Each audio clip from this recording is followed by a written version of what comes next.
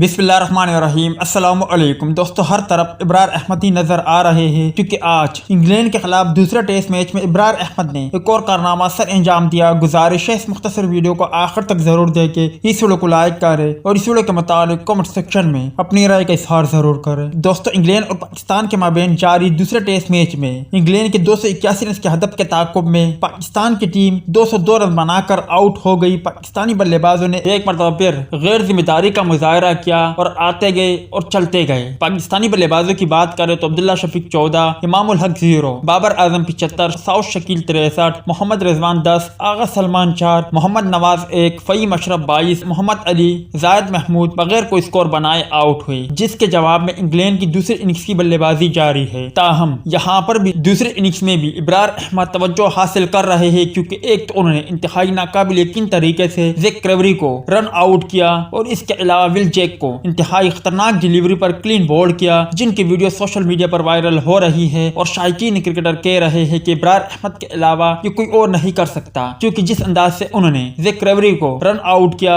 और उसके बाद विल जैक्स को क्लीन बोल्ड किया तो यकीनी तौर पर यह काबिल दीद था। दूसरे टेस्ट मैच की बात करें तो पहले इनिंग्स में इब्रार अहमद ने 7 खिलाड़ियों को आउट किया था, जबकि बैटिंग में भी उन्होंने 7 रन बनाए थे और वो नॉट आउट रहे थे।